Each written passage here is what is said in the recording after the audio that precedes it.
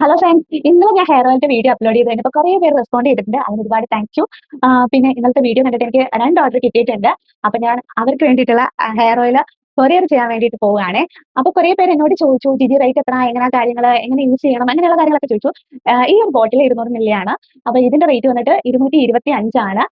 Courier ചെയ്യുവാണെങ്കിൽ courier charge 80 രൂപ. അപ്പൊ മൊത്തം ടോട്ടൽ 305 രൂപയാണ് ഈ ഒരു ബോട്ടിലിന് വരുന്നത്.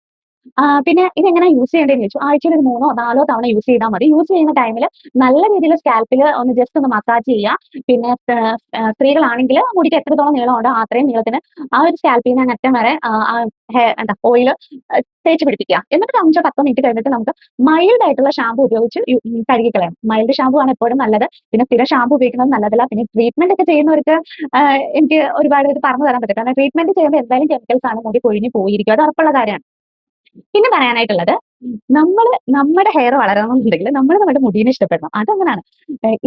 ഇടാതെ നമ്മുടെ മുടി കൊള്ളില്ല, ചകിരി പോലെ ഇരിക്കുന്നു, അല്ലെങ്കിൽ എനിക്കെന്റെ മുടി ഇഷ്ടമല്ല, എനിക്ക് മറ്റൊരാളുടെ മുടി ഇഷ്ടമാണ്, അങ്ങനെയൊക്കെ പറയില്ലേ? അങ്ങനെയൊക്കെ പറയുമ്പോൾ മുടിയുടെ പാട്ടിന് പോകണം. സ്വയം നമ്മൾ നമ്മുടെ മുടിയെ ഇഷ്ടപ്പെടണം. ഇഷ്ടപ്പെട്ട് കഴിയുമ്പോഴത്തേക്ക് നമ്മൾ അതിനെ ശ്രദ്ധിക്കുന്നുണ്ടെന്നൊക്കെ തോന്നുമ്പോൾ നമ്മുടെ മനസ്സിലൊരു ആത്മവിശ്വാസം വളരും.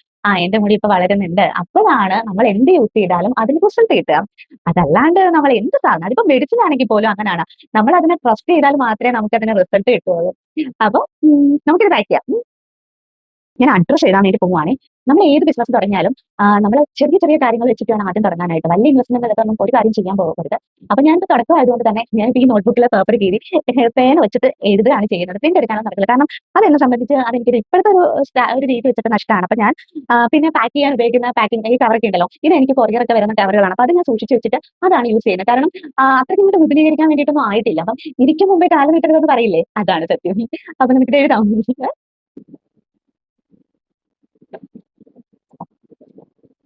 നമ്മളിത് പാക്ക് ചെയ്യാം. ഇത് കണ്ടോ, ഇങ്ങനെയൊക്കെയുള്ള കവറായിട്ട് ഒരു ബൾബ് മേടിച്ചതാണ് കേട്ടോ. അപ്പൊ ആ കവറൊക്കെ എടുത്ത് വെച്ചിട്ടാണ് ഞങ്ങൾ ഇങ്ങനെ ചെയ്യുന്നത്. കാരണം കാരണം എന്താ, ചെലവ് ചുരുക്കൽ.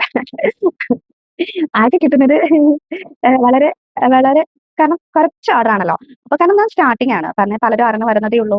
അപ്പം ഞാൻ എന്റേതായ ലെവലിൽ നിന്നിട്ടാണ് ഓരോ കാര്യങ്ങൾ ചെയ്യുന്നത്. അപ്പൊ സപ്പോർട്ട് ചെയ്യുന്ന എല്ലാവർക്കും ഒരുപാട് നന്ദിയുണ്ട് കേട്ടോ. പിന്നെ ഈ പുതിയ ഓർഡർ ചെയ്യുന്ന അവർക്ക് ഒരുപാട് ഒരുപാട് താങ്ക് യു. തൊള ഇങ്ങനെ കവറൊക്കെയാണ്. അപ്പൊ ആ തൊളയൊക്കെ അടച്ചിട്ട്, പക്ഷെ അധികം വൈകാതെ തന്നെ ഇതൊരു ബ്രാൻഡായിട്ട് ഒരു നല്ല ഗെറ്റപ്പില് ഇറക്കാൻ എനിക്ക് പറ്റും. ഇത്രയൊക്കെ എനിക്ക് പറ്റിയില്ലേ, അപ്പൊ ഇനി അതും പറ്റും. ഇതിന് വെറുതെ വെറുതെ ഇരിക്കല്ലല്ലോ. അങ്ങനെ തന്നെ നമ്മള് ഇത് പാക്ക് ചെയ്ത് കഴിഞ്ഞു. ഇനി ഞാൻ ഇത് കൊറിയർ ചെയ്ത് തരാം. അപ്പൊ ബൈ ബൈ.